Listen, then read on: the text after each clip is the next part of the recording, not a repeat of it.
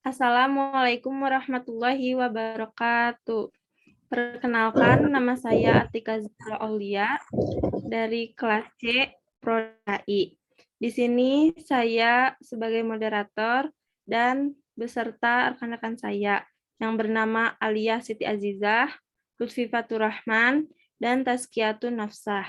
Di sini kami akan memaparkan materi tentang rancangan pendidikan agama Islam masa remaja akhir untuk 19 hingga 21 tahun. Selanjutnya, karakteristik perkembangan remaja akhir ada 5. Untuk yang pertama, fisik motorik, yang kedua, moral agama, yang ketiga, intelektual, yang keempat, bahasa, dan yang kelima, sosioemosional. Selanjutnya, perkembangan masa remaja akhir usia 19 hingga 21 tahun. Yang pertama, aspek fisik motorik. Perkembangan fisik yang dimaksud dengan perkembangan fisik adalah perubahan-perubahan pada tubuh, otak, kapasitas sensoris, dan keterampilan motorik. Perubahan pada tubuh ditandai dengan pertambahan tinggi dan berat tubuh, pertumbuhan tulang dan otot, dan kematangan organ seksual dan fungsi reproduksi. Tubuh remaja mulai beralih dari tubuh kanak-kanak yang cirinya adalah pertumbuhan menjadi tubuh orang dewasa, yang cirinya adalah kematangan.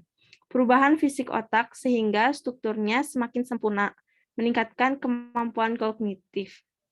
Masa remaja akhir terjadi pada usia 19 hingga 21 tahun.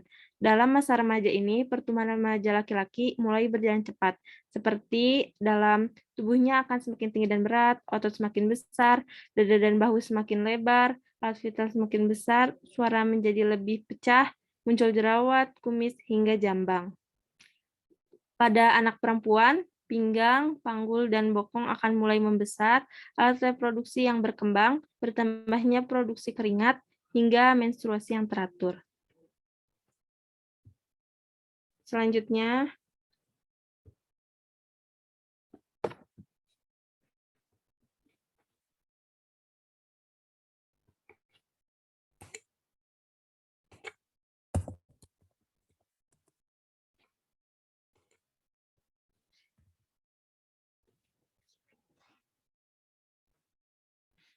dua aspek moral agama.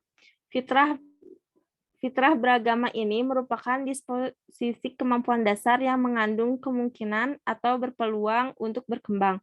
Namun, mengenai arah dan kualitas perkembangan beragama, remaja sangat bergantung kepada proses pendidikan yang diterimanya. Jiwa beragama atau kesadaran beragama merujuk kepada aspek rohaniah individu yang berkaitan dengan keimanan kepada Allah yang direfleksikan ke dalam peribadatan kepadanya. Kebutuhan remaja akan Allah kadang-kadang tidak terasa ketika remaja dalam keadaan tenang, aman, dan tentram. Sebaliknya, Allah sangat dibutuhkan apabila remaja dalam keadaan gelisah, ketika ada ancaman, takut akan kegelapan, ketika merasa berdosa. Jadi, kesimpulannya, perasaan remaja pada agama adalah ambivalensi. Kadang-kadang sangat cinta dan percaya pada Tuhan, tetapi sering pula berubah menjadi acuh tak acuh dan menentang. Selanjutnya akan dipaparkan oleh rekan saya yang bernama Tazkia.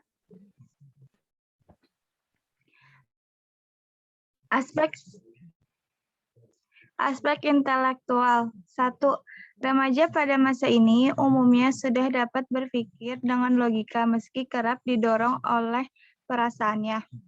2. Sebagai pendengar imajiner adalah suatu distori kognitif di mana remaja merasa bahwa dirinya selalu di atas panggung, menjadi pusat perhatian orang lain. Akibatnya, mereka menjadi sangat sadar diri. Sering kali melakukan berbagai upaya untuk menghindari keadaan yang dapat mempermalukan. Tidak mengherankan jika remaja menghabiskan banyak waktu untuk memperhatikan detailnya penampilannya. Dan ia juga sangat sensitif dengan kritik orang-orang di sekitarnya. 3. Dongeng pribadi merupakan distori kognitif kedua yang ditunjukkan oleh remaja karena remaja begitu yakin bahwa dirinya diperhatikan dan dipikirkan orang lain, maka ia mengembangkan opini yang melambung tentang betapa pentingnya dirinya. Remaja merasa bahwa dirinya spesial dan unik. Keempat, beberapa remaja memandang dirinya meraih pencapaian hebat maupun mengalami kekecewaan yang sangat mendalam. Suatu pengalaman yang tidak mungkin dipahami orang lain. Remaja menyimpulkan bahwa orang lain tidak mungkin dapat memahami pikiran dan perasaannya.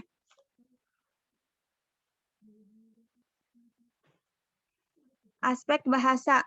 1. Penalaran deduktif hipotesis adalah suatu proses kognitif di mana saat seseorang dihadapkan pada suatu permasalahan, maka ia memulai dengan suatu atau teori umum dari sebuah faktor yang mungkin mempengaruhi hasil dan menyimpulkannya dalam suatu hipotesis atau prediksi tentang apa yang mungkin terjadi akibatnya. 2. Pada suatu persoalan yang dapat diselesaikan seketika, sekaligus tidak lagi satu persatu seperti yang biasa dilakukan pada anak-anak masa operasi konkret. Ketiga, meningkatnya kemampuan memahami literatur yang rumit.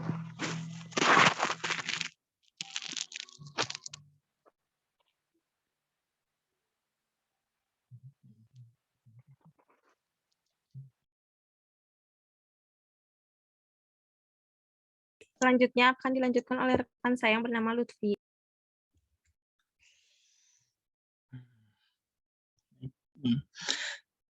Selanjutnya ada aspek sosio-emosional.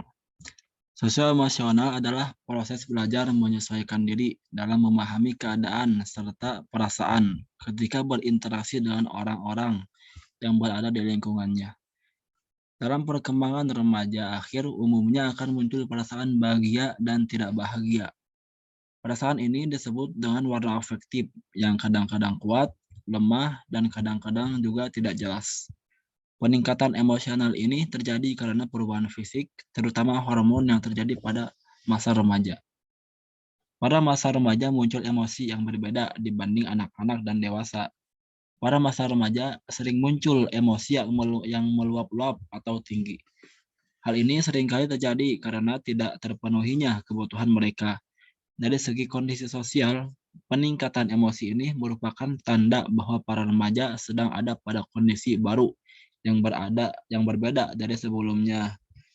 Pada fase ini, banyak tuntutan dan tekanan yang ditujukan pada remaja. Misalnya, mereka diharapkan sudah mandiri dan bertanggung jawab. Kemandirian dan tanggung jawab ini akan terbentuk seiring dengan berjalannya waktu dan akan tampak jelas pada remaja akhir yang duduk di awal-awal masa kuliah di perguruan tinggi. Selanjutnya ada metode pembelajaran. Metode pembelajaran PAI pada masa remaja akhir tentunya akan efektif apabila dilakukan dengan metode yang tepat. Ada beberapa metode yang dirasa tepat untuk digunakan dalam pembelajaran PAI pada masa remaja akhir, yaitu yang pertama ada metode konvensional. Metode ini cocok dipakai untuk pembelajaran PAI atau pendidikan agama Islam pada masa remaja akhir karena metode ini sangat praktis. Metode ini umumnya digunakan untuk mengatasi masalah kelangkaan literatur, seperti halnya sumber informasi yang sulit untuk dijangkau oleh remaja dan yang lainnya.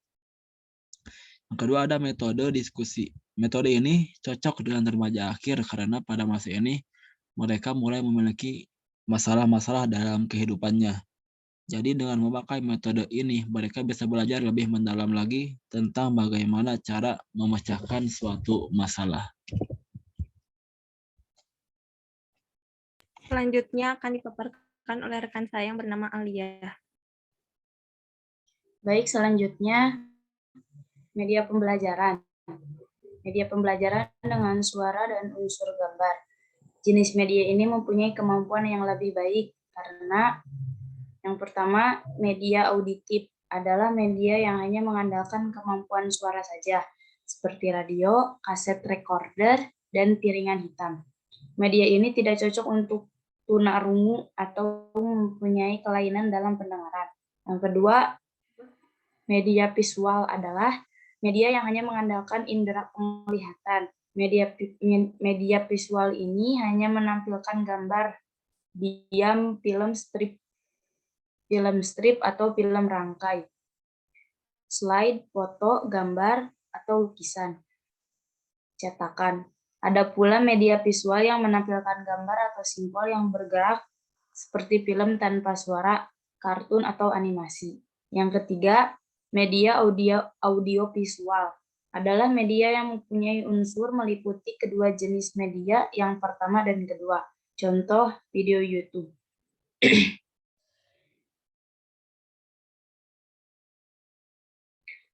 Contoh-contoh isi pembelajaran. Yang pertama ada pendidikan agama Islam yang diberikan tidak hanya dari segi kognitif, tetapi guru sebagai pendidik yang mampu memberikan pendidikan agama Islam secara afektif dan psikomotorik. Yang kedua, pembelajaran pendidikan agama Islam harus berorientasi kepada pengalaman dan tindakan yang nyata dalam kehidupan sehari-hari. Dalam hal ini diperlukan pembiasaan, keteladanan, dan perubahan mindset peserta didik tentang pentingnya agama dalam kehidupan ini. Yang ketiga, dorongan anak remaja untuk meminta bantuan ketika membutuhkan sesuatu. Baik, terima kasih kepada rekan-rekan semua yang sudah memaparkan materi-materi tersebut, kepada Lutfiatur Rahman, Aliyah, Siti Azizah, dan Tazkiyah Nafsah. Mohon maaf bila ada kata-kata yang kurang berkenan. Wabillahi taufiq wal hidayah. Wassalamualaikum warahmatullahi wabarakatuh.